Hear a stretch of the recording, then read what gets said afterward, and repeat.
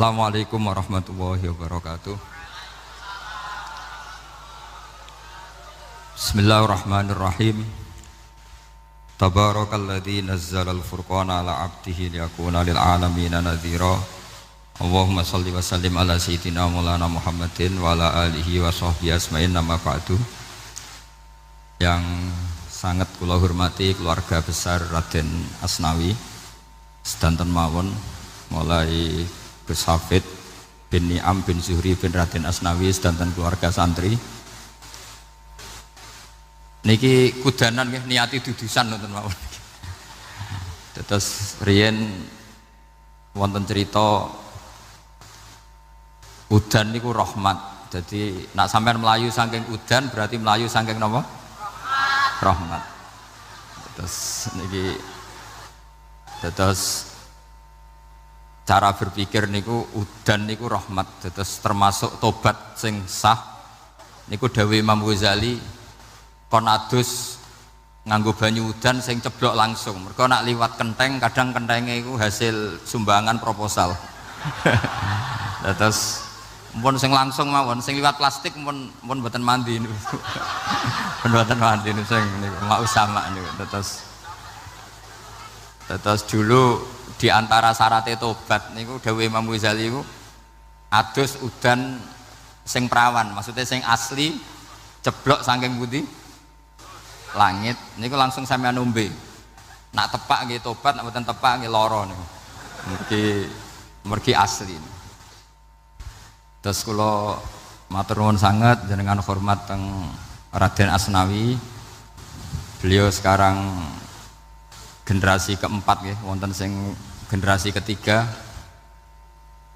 Nasab kula kepanggih Raden Asnawi teng Asnawi sepuh. Terus Mbah Raden Asnawi gadah bah namine Abdullah Husnen, terus Ibu Ayu Sofiyah niku binti Asnawi sepuh.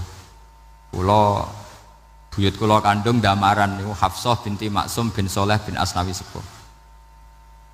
Kenapa saya cerita zuriyah nggih? Terus satu peradaban, gini bahasa Indonesia mohon nggih. Kersane gaul. Satu peradaban itu yang bisa bangun itu dzurriyah. Dzurriyah itu komunitas gen. Meskipun nanti komunitas gen itu bisa disadap atau dibajak oleh orang-orang yang tidak gen. Jadi agak ilegal tapi itu sah. Karena sampean bisa misalnya kalah nasab sama saya, misalnya bilang nanti ketemu di Nabi Adam saja Gus gitu. Nanti pasti kita ketemu di siapa? Nabi Adam. Terus kedua, kekalahan nasab itu udah abadi, karena nanti setelah jenengan ditanya di kuburan, bapak kamu siapa? Itu disuruh jawab Nabi siapa? Ibrahim. Terus kekalahan nasab sampai nanti berakhir di kuburan, karena nanti dijawab siapa bapak kamu, disuruh jawab siapa? Nabi Ibrahim. Jadi yang punya bapak Karmen apa itu sudah selesai, sudah nggak dipakai lagi. Nanti pakai siapa? Nabi siapa? Ibrahim. Nah, kenapa saya cerita bahwa nasab gen itu akan disatukan oleh satu visi ilmiah yang objektif. Gini ku dawuh Nabi Yusuf, wattaba'tu millata abai Ibrahim wa Ishaq wa Yaqub. Terus dawuh Nabi Yusuf, maka nalana an nusyrika billahi min syai'. Jadi saya ngikuti leluhur saya. Ini dengerin ya, saya ngikuti leluhur saya, yaitu Nabi Yakub bin Ishak bin Ibrahim. Leluhur saya itu siapa? Maka nalana an nusyrika billahi min syai', yaitu keluarga besar yang tidak pernah melakukan kemusyrikan. Ya, keluarga besar kami punya tradisi tidak pernah melakukan kemusyrikan, dan bahkan itu dibahasakan tidak mungkin kita ini melakukan kemusyrikan. Maka nalana itu kira-kira kalau bahasa Indonesia itu kita ini tidak mungkin melakukan kemusyrikan. Nah, kenapa demikian? Itu berangkat dari logika yang permanen, disebut yusabbitu Allahu alladzina amanu bil qouli tsabiti fil hayatid dunya wa fil akhir. Logika permanen itu begini, misalnya kita ini kan hidup dari bapak dari ibu terus sampai Nabi Adam. Kemudian setelah Nabi Adam ini berakhir, berakhir. Kemudian kita mau tidak mau berpikir Nabi Adam itu siapa? Terus diterangkan ternyata Nabi Adam itu satu makhluk hidup yang mulanya dari tanah, lewat wahyu Allah, lewat titah Allah kun, kemudian jadi manusia yang bernama Adam. Sebelum Adam ada bumi, ada langit, ada cakrawala, macam-macam. Kemudian itu kita rumuskan lagi, asal usulnya adalah tidak ada, adamiyun makhdun. Akhirnya kita tahu bahwa alam raya ini diwujudkan setelah dari tidak ada.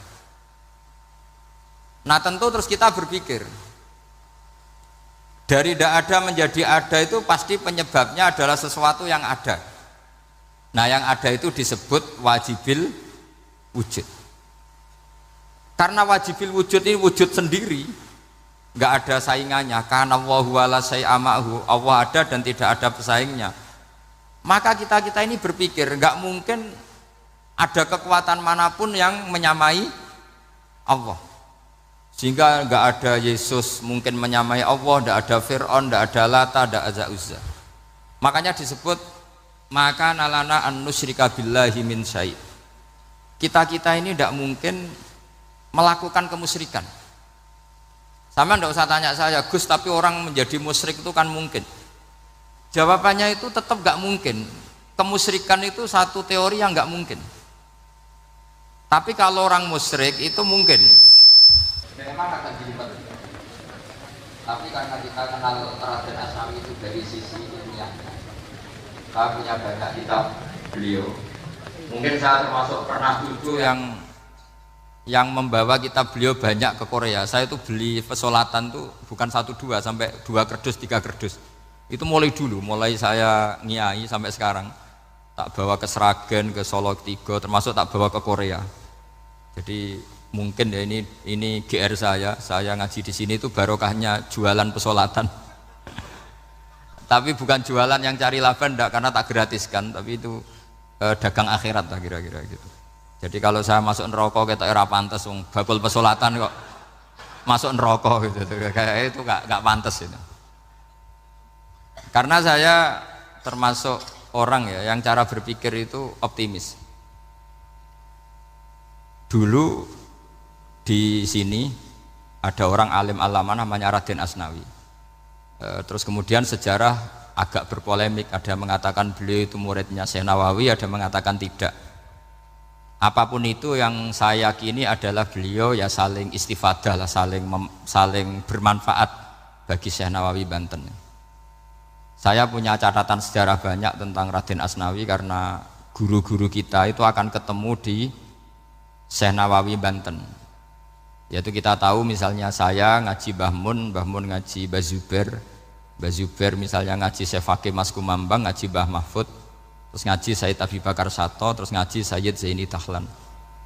Kalau keluarga sini mungkin misalnya Gus Hafid, Mbah Niam, Mbah Zuhri, terus Raden Asnawi. Raden Asnawi kita tahu nikah dari istri mudanya Syekh Nawawi, yaitu Nyai Hamdana. Saya sering diceritani Mbah Mun, terus Nyai Hamdana punya anak yang namanya Zuhriyah dari Syekh Nawawi. Kemudian setelah dinikahi Raden Asnawi punya anak namanya Zuhri, Minan, Niam, terus sampai ke Gus Hafid itu, Hafid bin Niam.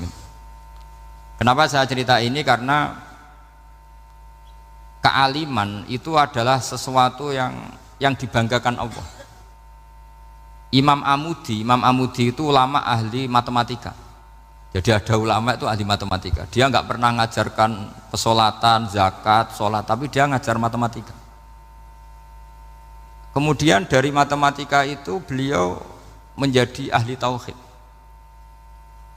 Sehingga nanti Mungkar Nakir itu nggak akan tanya dia marabbuka wa manabuka, karena dia punya rencana. Yang ngajar tauhid itu saya, kata. Jadi kalau dia akan marabbuka, pangeran kamu itu siapa? Malaikat malah dilawan. Kamu pernah ngajar tauhid? Saya ini guru tauhid.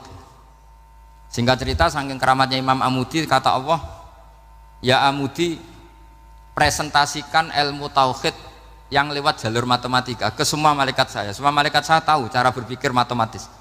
Karena malaikat itu imannya itu iman mauhibah, karena dia malaikat, ya iman karena tahu neraka, tahu surga, terus dia iman.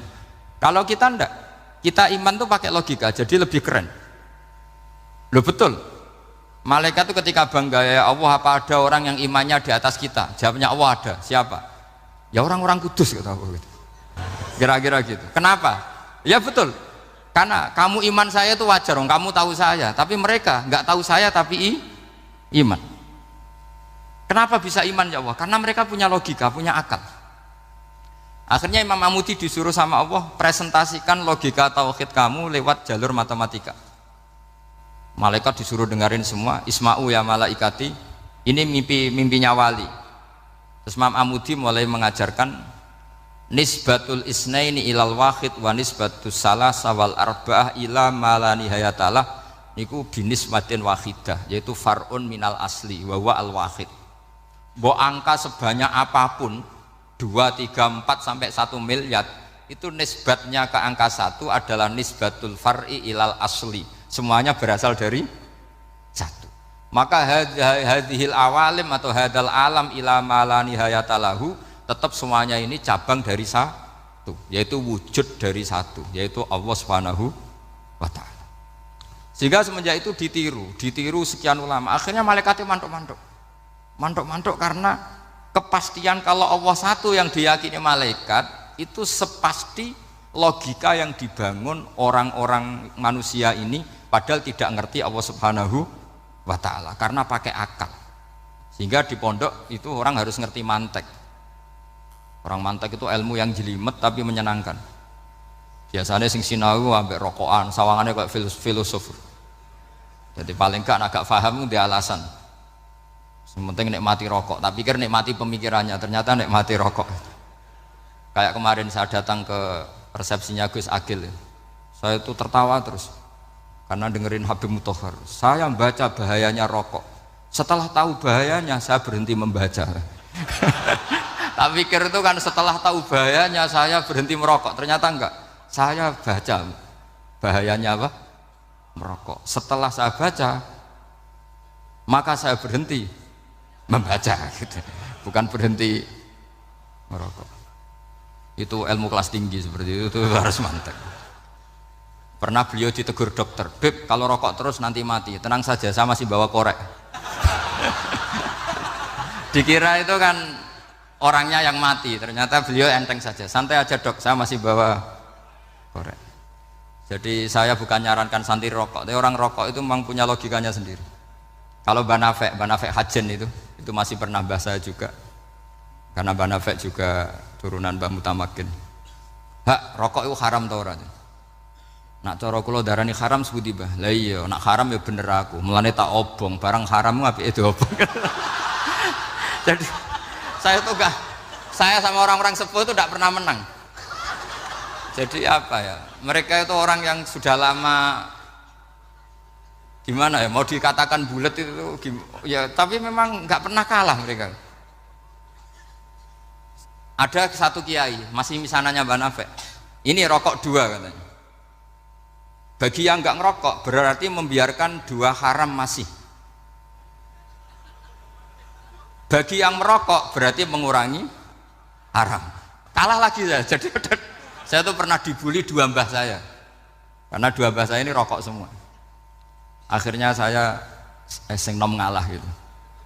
Karena saya tidak mungkin bilang sing waras ngalah karena kalah sepuh gitu. Jadi ya sudah, mau tidak mau harus bilang sing nom kalah. Tapi yang penting itu kita mendengar. Jadi ternyata sepinter-pinternya kita itu mesti kalah pinter sama yang sepuh-sepuh itu. Jadi kalau tahu bahayanya rokok lewat membaca ya harus berhenti merokok.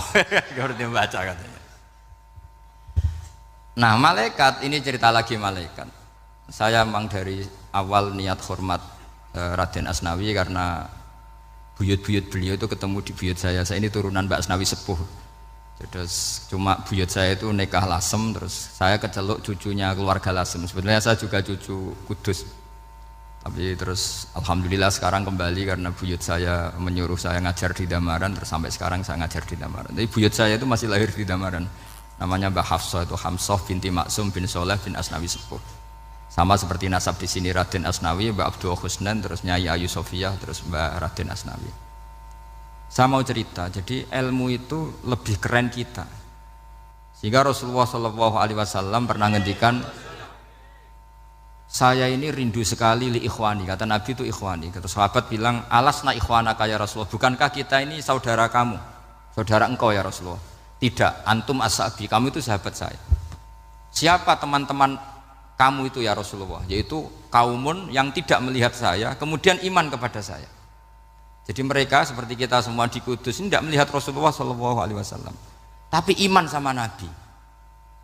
Dan ketika malaikat yubahi bikum malaika, Allah bangga dengan malaikatnya, membanggakan kita. Sampai malaikat tuh sentimen, kok bisa ya Allah? Ya karena tadi, kamu iman sama saya wajar, karena kamu melihat surga, melihat neraka, melihat aras. Sementara orang Kudus coba ngelihat apa? Paling simpang 5, apa simpang 7 itu. Tapi imannya nggak kalah dengan malaikat. Kenapa nggak kalah? Karena tadi kita diajarkan bahwa nisbatul isnaini wassalasah wal arba'ah ila ma la nihayatalaha itu sama-sama nisbatul far'i ilal asli. Tetap yang asli adalah angka 1. Jadi nggak mungkin aslu hadhil asya nggak dari Allah itu, nggak mungkin. Tetap dari zat yang satu. Kemudian tentu ini bukan nisbatul walad ilal walid, anak ke bapak tentu enggak, tapi nisbatul khaliq sama makhluk. Tapi apapun itu pasti satu. Sehingga Imam Amudi akhirnya masuk surga lewat jalur itu, tidak usah lewat pertanyaan man rabbuka wa man nuka. Kelasnya disuruh ngajar malaikat. Saya punya rencana jadi pengajar malaikat nanti itu kan. Jadi orang-orang Kudus yang dapat barokahnya Raden Asnawi nanti jangan mau kalau ditanya man rabbuka wa man nuka. Kelasnya itu harus apa? Jadi gurunya malaikat. Karena bapak kita Nabi Adam tuh keren. Nabi Adam itu adalah orang yang disuruh Allah dipresentasikan, dibanggakan Allah di depan para malaikat. Ketika ada malaikat yang agak hasut, tapi itu tidak malaikat papan atas, malaikat yang kebanyakan. Itu kan agak gak terima Nabi Adam jadi apa? Khalifah. Sampai malaikat ini usul ataj'alu fiha mayufsidu fiha wasfikut. Makanya kalau saya protes sama malaikat itu malaikat yang ini, bukan Jibril sama Israel. Kalau protes Israel bahaya, bisa dihabisin. Saya pernah ditanya seorang kiai, Gus jenengan gojlok malaikat kok berani? Ya karena malaikat yang jenis ini pernah gojlok Nabi siapa? Adam. Nggak percaya kalau Nabi Adam itu layak mimpin, sampai protes ataj'alu fiha may yufsidu fiha wasfikut dima. Tapi apa yang terjadi? Allah mengajarkan satu ilmu di Nabi Adam, kemudian disuruh meresentasikan. Qala ya Adamu ambihum bi asmaihim. Adam, coba kamu presentasikan ilmu kamu.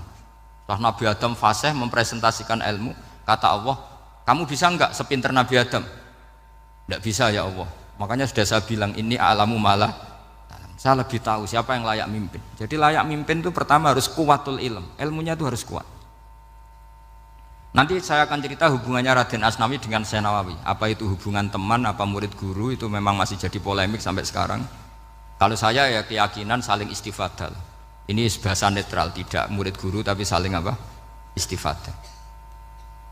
Kata Syekh Nawawi dalam tafsir Munir itu, ilmu itu nomor 1. Sehingga beliau setiap ada ayat fa inna hizballahi humul ghalibun, beliau pasti menafsiri bil hujjah wal barohin la bis saulah.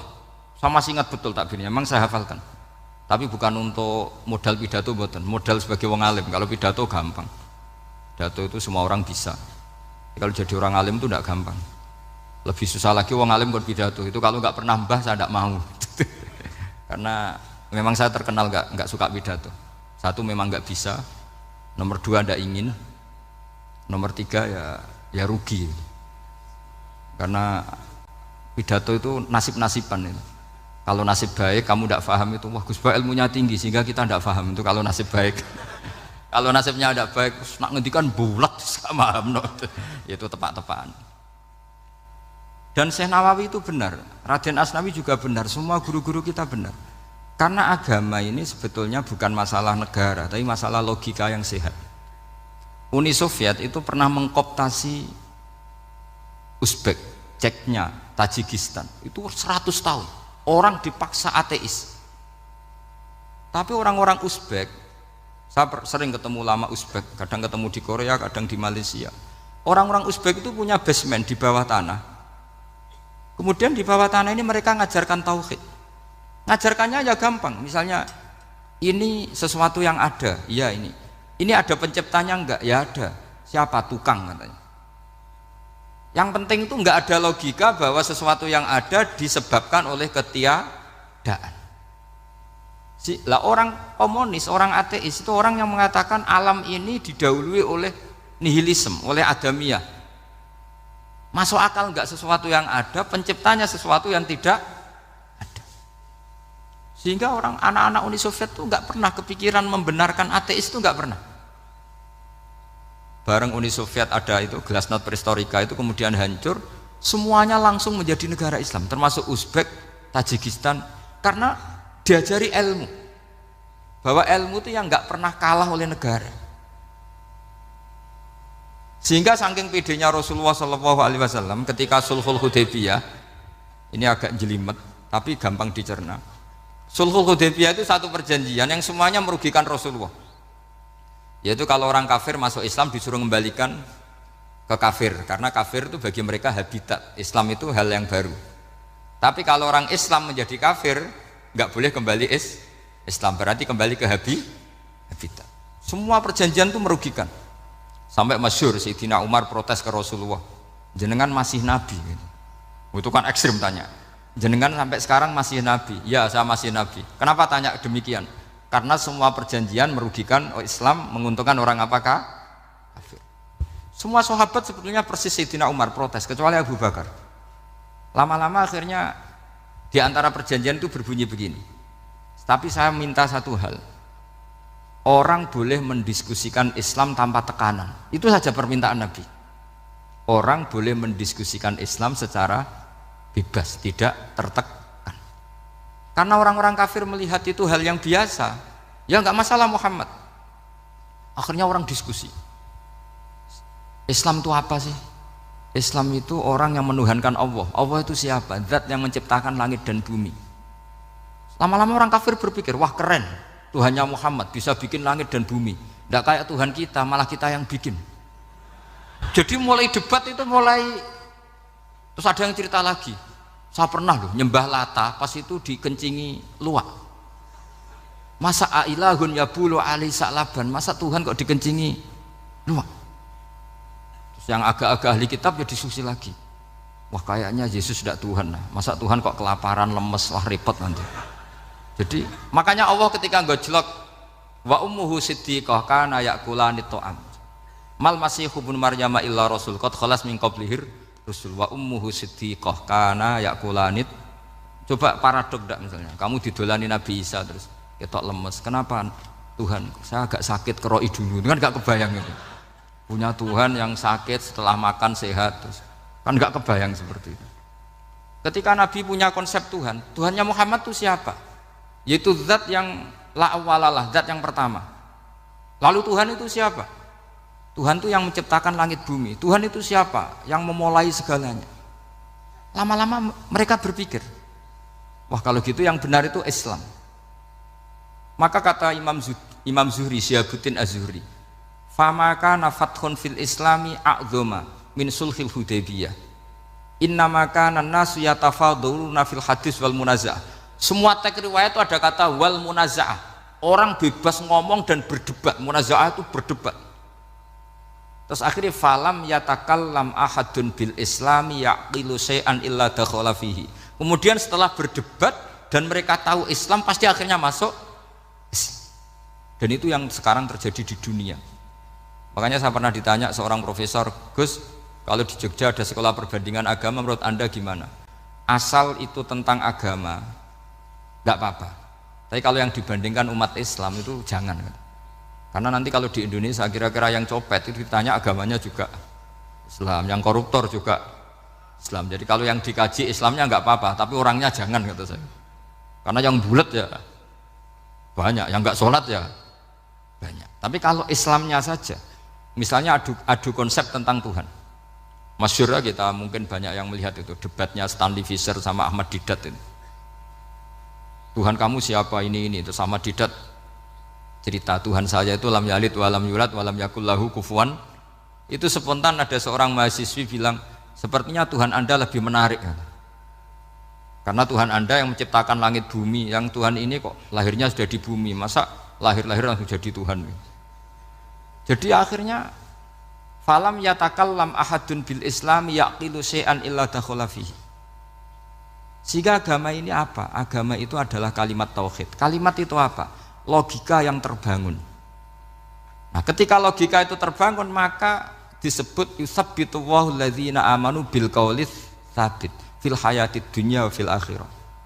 Allah itu akan menetapkan satu kaul, satu presentasi ilmiah atau satu kesimpulan ilmiah yang kesimpulan itu nyata benarnya, dan ini akan nyata terus baik di kehidupan dunia maupun kehidupan apa? Akhirat. Seperti Allah sebagai Tuhan itu akan nyata terus di dunia Allah ya Tuhan, nanti di akhirat juga Tuhan. Tapi Tuhan selain Allah maka menjadi Tuhan ini nunggu ada yang menuhankan. Misalnya Fir'aun itu jadi Tuhan karena ada yang menuhankan. Sekali dia mati dia sudah aset wisata, bukan Tuhan lagi. Makanya gejolokannya orang ulama Arab kalau ketemu ulama Mesir, kalau gejolokan itu lucu. Orang Arab ada Abu Jahal, Abu Lahab, penggaweane ngusir Nabi gitu. Itu gejolokannya ulama Mesir. Kata ulama Arab, kamu gayanya benci Fir'aun tapi rizki kamu dari wisata melihat Fir'aun katanya. Itu gejolokannya ulama Arab sama ulama Mesir. Sehingga agama ini mengajarkan apa? Satu kalimat. Makanya kamu harus belajar mantek. Dulu Raden Asnawi ya pengajar mantek. Dulu buyut saya di sini Mbah Fauzan, abahnya Mbah Pah itu, mbahnya itu juga pengajar mantek. Karena di antara yang diceritakan Allah itu wa ja'alaha kalimatam baqiyatan fi aqibih. Tugas utama Nabi Ibrahim adalah menjadikan satu logika. Kalimah itu logika. Itu menjadi logika yang abadi, baqiyah itu abadi. Fi aqibih, di anak turunnya Nabi Ibrahim. Misalnya begini, saya beri contoh ya. Misalnya saya mengatakan teh ini hitam, itu menjadi kalimah karena diucapkan, tapi tidak menunjuk hakikat karena tehnya berwarna apa? Kuning. Sehingga Quran kalau menyalahkan orang kafir itu ngendikannya kaburas kalimatan takhruju min afwahihim. Omongannya orang kafir itu menjadi kalimat karena diucapkan dari mulutnya. Kenapa menjadi kalimat? Karena diucapkan tapi tidak menunjuk hakikat. Seperti orang mengatakan 2 ditambah 2 itu 10, itu kalimat, tapi kalimat yang salah karena tidak menunjuk hakikat. Seperti orang kafir mengatakan Tuhan itu 3, itu kalimat karena diucapkan tapi tidak menunjuk hakikat. Tapi ketika seseorang mengatakan Allah itu Tuhan, Tuhan itu satu, itu disebut kalimatu haqqin 'alaiha nahya wa 'alaiha namut. Temriki tahlilane wa 'alaiha napa wa biha. Wa 'alaiha napa wa biha. Wa 'alaiha ya ada yang tahlilan wa biha, itu enggak tahu sanadnya dari mana, pokoknya ada yang wa 'alaiha, ada yang biha. Kenapa dikatakan kalimat tauhid? Karena kalimat yang dari kesimpulan berpikir. Dan agama ini dibawa Nabi Ibrahim itu untuk membawa kalimat tauhid. Ciri utama kalimat tadi, kamu yakin seyakin-yakinnya bahwa nisbatul snaini wassalasah wal arba'ah ila ma la nihayata laha itu kanisbatis snaini ilal wahid, yaitu semuanya farqun minal asli. Aslinya adalah wahid. Sehingga di kitab, saya pernah ngaji Mbah Mun, namanya kitab Al-Husunul Hamidiyah. Itu dikarang oleh ulama-ulama sekarang, itu diajarkan di MGS. Ini mbah-mbahnya Gus Akil pendirinya madrasah MGS. Itu ada gambarnya di situ. Di situ ada gambar piramida, ada gambar hewan, ada gambar pohon. Kata yang ngarang, gambar sedetail ini, sejelimet ini dimulai dari nuktah wahidah, tetap dimulai dari satu titik. Dan ini disebut nuktatil wujud. Jadi mbok orang kudus sebanyak ini tetap dimulai dari satu orang, yaitu Adam. Adam dimulai dari ketiadaan. Lalu siapa al-mujid? Pewujudnya siapa? Hanya Allah Subhanahu wa ta'ala. Sehingga ulama-ulama termasuk Syekh Nawawi itu paling suka ngendikan semua makna Quran dikumpulkan di Fatihah, Fatihah dikumpulkan di Bismillah, Bismillah dikumpulkan di ba, karena di ba itu ada titik nukdotil wujud, yaitu disingkat bi kana makana wa bi yakunu ma yakun. Karena saya, kata Allah, semuanya akan ada, dan karena saya yang enggak ada, semuanya suatu saat ada. Disebut nukdotil wujud. Nah, kita meyakini kalau Allah satu itu seyakin-yakinnya, karena enggak mungkin angka enggak dimulai dari angka satu. Begitu juga gambar seapapun julumete. Misalnya sampean gambar zaman saya kecil, gambar paling favorit itu apa? Kambing bertarung. Itu gambarnya kan susah. Daripada gambar kambing bertarung susah terus dibikin kotak saja tembok. Kalau tanya gurunya, gambarnya mana? Di belakang tembok Bu. Ini itu dulu saya diwarai anak-anak nakal ya. Jadi semua satu gambar itu disuruh gambar harimau, yang satu disuruh gambar kambing bentrok, yang satu disuruh gambar matahari, semuanya kotak semua. Ini itu Bu, gambarnya di belakang apa? Tembok. Maka nggak kelihatan kata. Jadi gurunya kalah cerdas. Yang guru itu sebenarnya nggak pernah menang, karena murid itu lebih pinter. Itu teman saya dulu kalau ngaji itu kalau tes itu ngerpek baca, gurunya marah, kamu tes kok baca? Enggak ngerpek Bu, ini belajar di kelas. Katanya belajar kapan saja di mana saja. Ajo. Jadi apa ya, orang itu kadang yang salah itu lebih masuk akal kadang-kadang ini. Saya teruskan ya supaya ini dapat barokahnya Raden apa? Asnawi. Saya mohon sekali ya, kalimat haqqin itu harus kamu jaga. Caranya jaga ya tadi. Kalau kamu tidak bisa ilmu mantek, misalnya al-alam mutaghayyir wa kullu mutaghayyir hadis la budda min muhdits, itu kenjelimetan. Pakai saja teori umum bahwa gambar apapun jelimetnya itu dimulai dari satu titik. Karena nggak bisa, nggak dimulai dari satu titik, nggak bisa. Maka alam apapun jumlahnya nggak terhingga tetap dimulai dari al-wahidul qahar, yaitu satu titik. Yaitu dalam konteks tauhid tentu itu Allah Subhanahu wa ta'ala. Sehingga Nabi Ibrahim itu orang paling sukses bikin waja'alaha kalimatam baqiyatan fi aqibi. Terus Nabi Muhammad begitu, sahabat begitu, sampai kita sekarang diajari ilmu mantek. Ilmu mantek itu logika yang nggak terbantahkan. Karena mau tidak mau. Kata Imam Syafi'i, fa innal uqula muttarratun ila qabulil haq, karena akal akan dipaksa menerima kebenaran. Dan itu yang terjadi di Uni Soviet. Dikooptasi 100 tahun untuk berfaham ateis, dilawan oleh ilmu, tetap menanamkan ilmu tauhid, ilmu mantek. Ketika Uni Soviet secara politik runtuh, semuanya menjadi muslim, termasuk negara-negara yang dulu dikooptasi. Maka kamu tidak usah kecil hati di Indonesia, apapun rusaknya negara ini, asal kita cara bertauhid benar, insya Allah tetap meninggal husnul khotimah. Karena sudah janjinya Allah, yusabbitu walladzina amanu bil qaulits tsabit. Sing jelas itu nomor satu tuh al qaulits tsabit. Memang itu logika yang masuk akal. Jadi jangan kira semua orang ditanya marabbuka, enggak. Banyak ulama yang enggak ditanya. Masyhur itu dalam cerita keramat-keramat. Ada guru tauhid ngajarin tauhid. Setelah ditanya mungkar nakir, Imam Malik datang. Kamu nanya ini, man rabbuka man nabiyuka, kamu tahu ini guru Umul Barohin yang tukang ngaji tauhid. Guru tauhid kok ditanya apa? Tauhid. Malaikatnya enggak jadi tanya. Dan saya percaya cerita-cerita seperti itu karena secara umum itu ala inna auliya Allahi la khaufun alaihim wa lahum yahzanun lahumul busyra fil hayatid dunya wa fil akhirah. Artinya kalau wali itu kok ditanya mungkar nakir berarti ngalami ketakutan. Karena di situ kan digambarkan mungkar nakir itu sewangar, bawa godam. Kalau yang tanya nggak bisa dipukul sampai ajur sak walang-walang. Pokoknya ceritanya kan seru seperti itu. Udah itu kalau betul begitu terus ayat la khaufun alaihim wa lahum yahzanun kayak apa? Makanya dalam kitab Nasoihul Ibad itu ada cerita ini. Sampean boleh nggak sependapat dengan saya, tapi semoga nasib sampean nanti digebuki malaikat. Karena orang itu akan mengalami seperti yang dirasakan.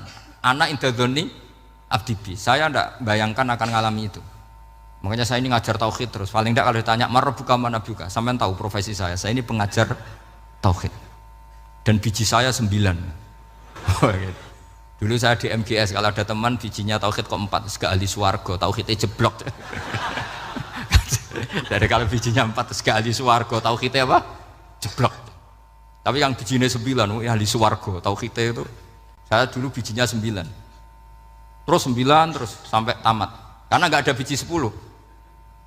Karena kalau 10 itu kan terlalu sempurna, nggak baik lah manusia kok sempurna gitu. Jadi sudah 9 aja kan gitu. Tapi sebetulnya pantasnya ya dapat 10. Mergo saake, mergo tenan enggak tahu saya.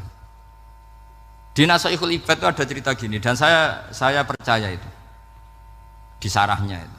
Juga di sarah apa itu yang di sarah Syekh Nawawi itu. Pokoknya saya kalau ingat Raden Asnawi pasti ingat Syekh Nawawi. Saya tidak memastikan apa murid guru apa saling istifadah, yang jelas itu teman dekat, teman fil ilm. Sayyidina Ali itu pernah minta kasaf sama Allah. Saya percaya tidak semua orang alami marabbuka ditanya itu. Ya Allah, saya minta kasaf itu ngerti alam gaib. ingin tahu Umar. Jadi diam-diam Sayyidina Ali itu ya mangkal sama Sayyidina. Wong kok kerase ngono. Angger wong kok tahu disentak, jajal wani nyentak malaikat ora, itu kata Sayyidina. Jadi dia minta kasaf karena kenangannya dia melihat Umar itu semua orang pernah disentak sama Sayyidina Umar itu. Maka Sayyidina Ali minta kasaf, ya Allah saya ingin melihat Umar menghadapi Mungkar Nakir. Masih garangkah apa enggak? Itu dah itu minta kasaf. Pas kasaf beliau bangun dari kubur, duduk, dilihat sama Sayyidina Ali ini ngalami kasaf. Sama ndak usah tanya, ndak wali kok tanya, ya sudah pokoknya percaya aja. Akhirnya malaikat Mungkar Nakir datang. Itu di situ digambarkan matanya itu kalkidril mughalla, kayak apa itu panci yang dibakar. Wah, seru. Sumpah Sayyidina Ali. Baru ini kamu akan takut gitu. Tapi ternyata enggak. Umar bangkit disewentak orang tua itu. Kamu tahu menghadapi siapa? Yang sopan. Oh, ada sontak. Kok kaget malaikatnya itu karena enggak pernah ngalami disentak. Mungkin itu pertama. Kok kaget. Memangnya kamu siapa? Saya ini teman kekasih Tuhanmu. Saya yang diandalkan temannya sebenarnya bukan dia. Ana sohibu habibillah. Saya ini temannya kekasihnya Allah. Jadi dia ngandalkan temannya sebetulnya bukan ngandalkan dirinya. Oh kamu temannya Nabi Muhammad? Iya saya Umar temannya Nabi Muhammad. Kamu harus hormat sama temannya kekasih Allah. Wah terus semulai itu. Akhirnya matur Allah. Ya Allah, apakah prosedur seperti ini bisa dinego? Terus sama Allah. Oh iya katanya. Kamu kalau menghadapi kekasih saya jangan seperti itu katanya. Semenjak itu beliau sopan santun, dua Mungkar Nakir gitu. Jadi ini berita gembira. Jadi sebetulnya itu enggak. Tapi kita ini kan enggak punya nyali nyentak Mungkar Nakir. Semoga dengan gelar kita doktor tafsir, doktor tauhid gitu. Atau paling enggak guru kutsiyah tauhid gitu. Atau siswa terbaik dalam materi tauhid. Itu harus kamu bawa status. Jadi sehingga nanti ini saya ranking 1 tauhid, masa masih ditanya marbuka waman nabiuka. Dan itu menurut saya sah. Sama nggak usah protes takbirin tiga, susah usah takbiran. Pokoknya takbirnya adalah wali-wali itu la khaufun alaihim walahum ya, mereka tidak akan mengalami ketakutan baik kehidupan dunia maupun kehidupan akhirat. Bahkan para malaikat itu mengatakan ke wali-wali nahnu auliyaukum fil hayatid dunya wa fil akhirah. Kita ini teman kamu, saudara kamu, mitra kamu. Masa mitra kok nutui itu kan nggak fair. Dan menurut saya paling efektif itu apa? Kamu harus punya rumus tauhid kayak Imam Amudi menemukan Tuhan. Imam Amudi itu menemukan Allah itu lewat ilmu matematika. Dan itu Allah saking senengnya disuruh ngajari para malaikat.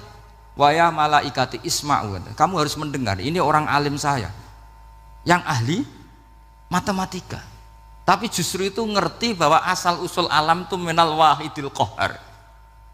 Dari zat yang satu. Akhirnya Imam Amudi mulai ngajar tuh. Nisbatus naini wassalah sawal arba'ah ila mana nihayatalaha iku kabeh iku far'ul wahid. Akhirnya malaikat mandok-mandok. Nah, iman seperti itu akan setingkat keyakinannya dan keakurasiannya sama dengan imannya para malaikat. Makanya Nabi ngendikan tubaliman amanabi walam yaroni. Sebagian riwayat disebut sab amarot. Nabi ngendikan sampai 7 kali. Benar-benar keren orang yang tidak melihat saya kemudian iman kepada apa yang bisa menemukan itu? Hanya akal. Misalnya contoh paling gampang ya yang dialami para ulama. Ya saya ulang lagi yang dialami para ulama. Ketika menemukan ilmu ya yang menjadikan mereka mahabbah Rasulullah Shallallahu Alaihi Wasallam. Nabi itu paling suka itu sholat. Nabi itu paling senang sama sholat. Wa qurratu aini fi sholat. Terus beliau ngendikan as-sholatu imaduddin. Terus beliau kalau muji sholat itu sundul langit. Sampai beliau kalau banyak masalah itu bilang ke Bilal, arikhna ya Bilal, saya kasih istirahat. Itu maknanya mau sholat. Semuanya sholat. Pertanyaannya adalah, apakah mungkin seorang raja yang ambisi jadi raja, kemudian yang dikampanyakan adalah orang supaya sholat? Tentu kalau Nabi seorang raja, beliau akan kampanye gimana? Narik upeti kayak apa, narik pajak kayak apa, biar Nabi kaya. Enggak. Nabi itu paling tersiksa kalau orang tidak sholat, tersiksa kalau orang tidak sujud. Loh, kalau beliau seorang raja, ngapain mempopulerkan sholat? Maka makna sholat imaduddin adalah sholat itu tiang agama. Maknanya tiang agama, kamu akan tahu betul kalau dia seorang nabi. Karena apa? Yang diajarkan adalah sholat. Lu coba untungnya apa bagi Nabi Muhammad ketika umat Islam sholat? Kan tidak ada untungnya sama sekali. Justru itu kelihatan kalau dakwah beliau itu dakwatul haq, mengajak kebenaran. Lho wong kok kampanyane kon sholat, mestinya nak kepengen sugih kan kon bayar pajak, upeti. Tapi enggak, Nabi itu ngajarkan apa? Orang supaya sholat. Dan ini diimplementasikan sama Raden Asnawi, beliau ngarang pesolatan. Orang sealim itu yang dikarang pesolatan. Makanya saya tuh kagum. Saya saksinya banyak, tanya murid-murid saya kalau beli pesolatan saya kerdus, saya kirim ke Korea, terus ke pedalaman-pedalaman itu. Karena saya butuh pesolatan, bahwa orientasi kita itu sholat. Sehingga wali-wali itu dulu, saya berkali-kali cerita kalau ngaji, wali-wali dulu itu kalau ditawarin Allah masuk surga itu tanyanya satu, ya Allah di surga ada sholat enggak? Kalau enggak ada saya enggak mau. Kalau sampean pasti enggak tanya gitu, pasti itu sudah ada. Sampean malah gini, enak mlebu swarga ora usah sholat mesti gitu. Sudah, jadi sudah lama sekali nganggap sholat itu problem. Dan itu berat masuk surga kalau begitu terus, itu berat. Itu pertanyaannya gitu. Karena alam rohani kita, saya ulang lagi, alam rohani kita itu tidak kebayang kalau kita hanya nyuwun sewu nikmati secara seksual, secara biologis. Makanya ada ulama ditanya, kenapa sholat itu lebih indah ketimbang nikmat al-wiqa misalnya, nikmatnya hubungan biologis. Jawabnya ulama itu gini, lucu, jawabannya sederhana. Nikmatnya kamu punya anak itu apa? Jawabnya ulama itu lucu. Kalau sakit dia sembuh, kalau hilang dia datang. Saya ulang lagi ya, kalau sakit dia sembuh, kalau hilang dia datang. Sekarang orang tua yang punya anak sakit koma di UGD atau di emergency, itu senangnya tuh mengalahkan kesenangan apa saja. Kira-kira orang yang berhubungan intim atau yang hubungan biologis dengan orang yang sedang anaknya sembuh dari koma, senangnya senang mana? Senang yang melihat anaknya sembuh dari koma. Senikmat apapun hubungan biologis, seneng anaknya yang hilang ketemu.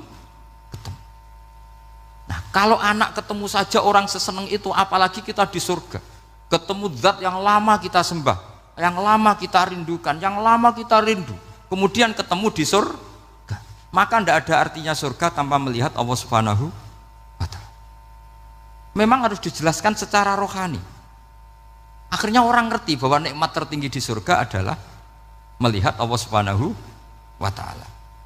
Karena kalau anak-anak muda mungkin protes, ya enggak, ya enak kumpul sama widadari gini-gini. Wah itu kan yang trauma bojone jelek gitu. Wah itu yang bojone jelek mesti kesusu masuk surga karena itu sudah jelek, cerewet, nggak mati-mati kan gitu. Terus dia ingin masuk surga mesti niatnya welek, mesti pikiran pertama itu kumpul widadari. Tapi ada ulama yang bikin analogi tadi, misalnya istri kamu cantik, kemudian anak kamu sakit, koma. Hubungan dengan istri sama dengar berita anak kamu sembuh, seneng mana? Seneng anak sembuh. Sama anak yang hilang, seneng mana? Anak yang hilang ketemu. Maka terus ulama bisa menjelaskan itu. Kalau orang ketemu anaknya seseneng itu, apalagi ini ketemu Tuhannya yang bertahun-tahun disembah, kemudian tidak pernah melihat. Di surga itu nanti kita melihat Allah Subhanahu. Makanya Allah begitu bangganya mempromosikan surga. Surga itu apa?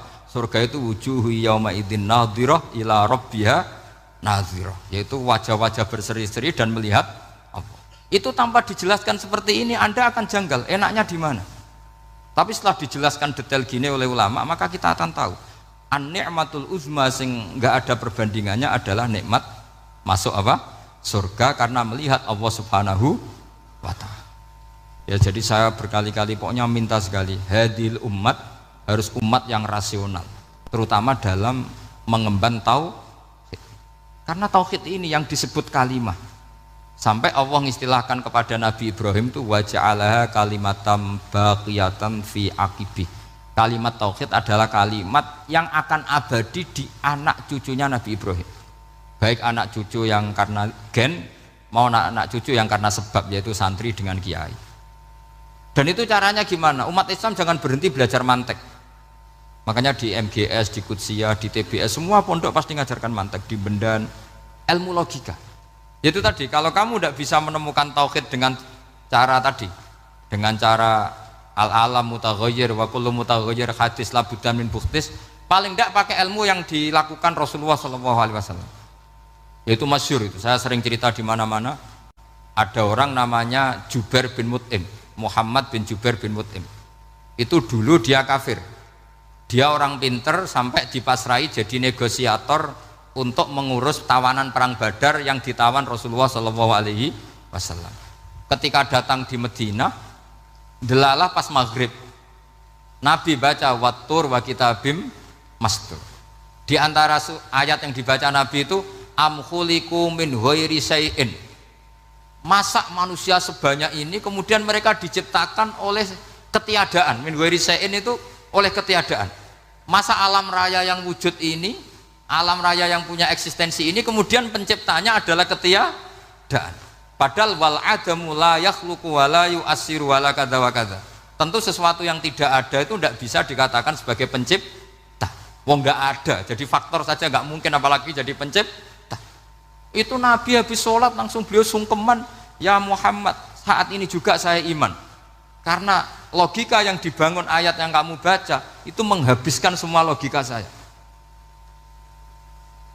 Intinya logika tauhid itu akan mengalahkan semua teori non tauhid. Itu yang disebut bal naqdhifu bil haqqi 'alal batili fayadmaghuhu fa idza huwa zahid. Kebenaran tauhid itu akan menghancurkan kekuatan apa saja. Fayat malhuhu itu di tafsir Tobari disebut dorbatan tasujud dimah, satu pukulan sing sampai menjadikan otak itu hancur. Melainkan disebut damagho, dimah itu maknanya otak. Maka kamu usah khawatir kalau Islam didiskusikan di Uni Soviet, didiskusikan di Kanada, didiskusikan di Korea, pasti kalimat tauhid akan mengalahkan kalimatul batil. Pasti ja'al haqq wa zahaqal batil, innal batila kana zahuq. Tapi syaratnya kita harus kuat. Makanya saya ini senang sekali yang namanya ngaji itu, saya senang. Karena saya tadi bercita-cita ingin jadi dosen setelah mati.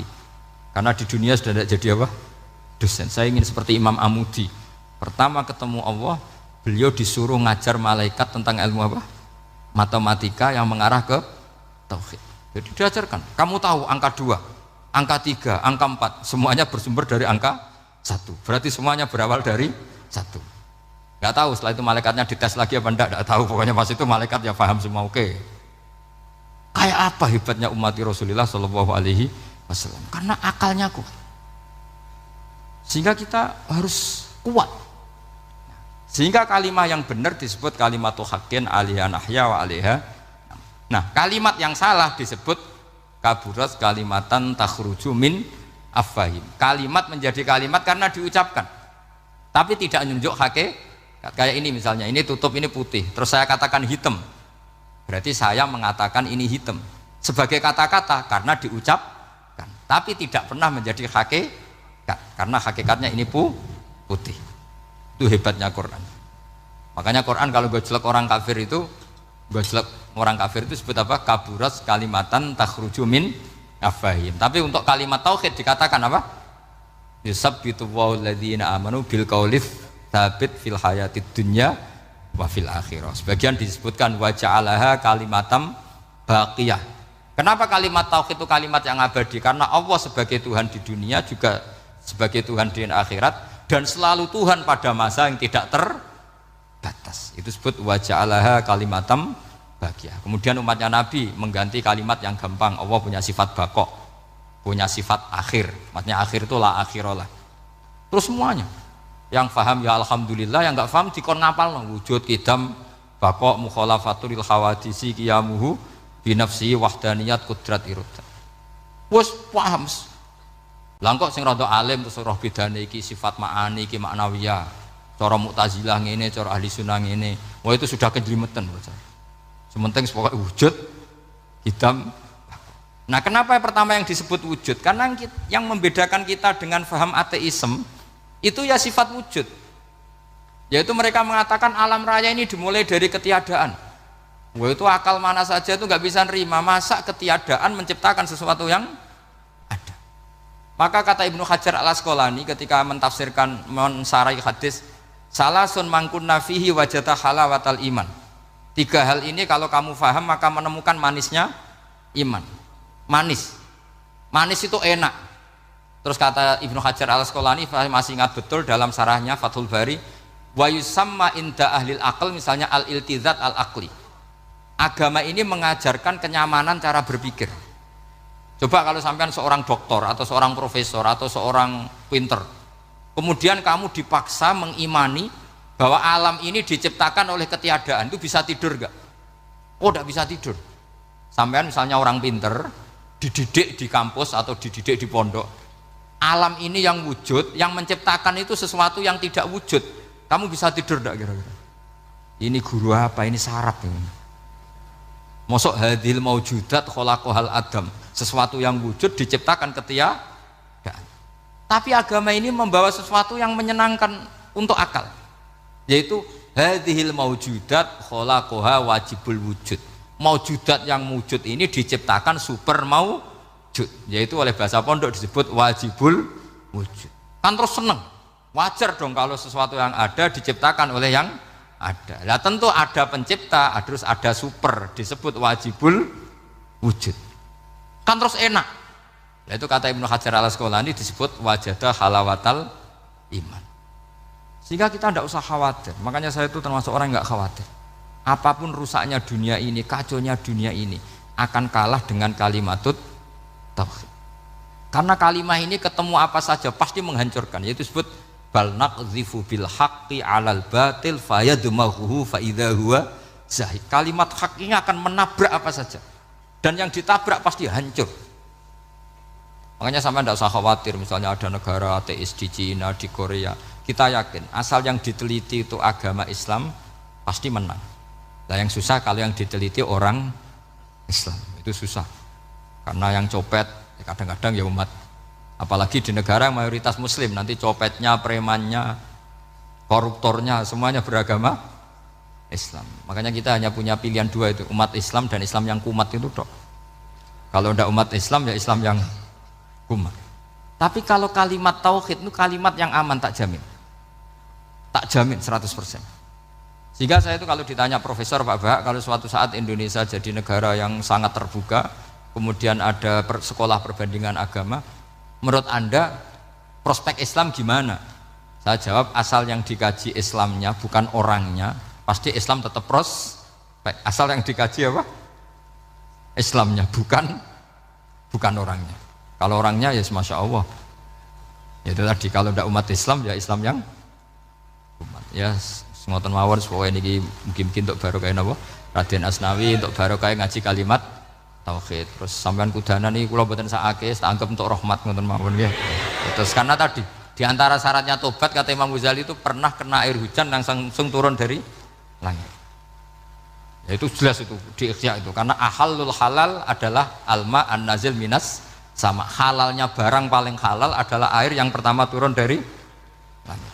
Tapi kalau yang sudah lewat pecine sampean tuh masalah itu. Kadang pecinya kan mek temane gasap macam-macam itu. Atau beli lewat nyentak orang tua, ya masalah lah. Tapi ya lebih baik yang pakai peci timbang yang enggak, lebih sopan gitu kan. Tapi yang enggak pakai peci ya enggak apa-apa karena langsung kena apa? Kena apa? Hujan. Jadi pokoknya yang ingat-ingat ya, yusabbitu wallahu alladziina aamanu bil qaulis tsabit. Assalamualaikum warahmatullahi wabarakatuh.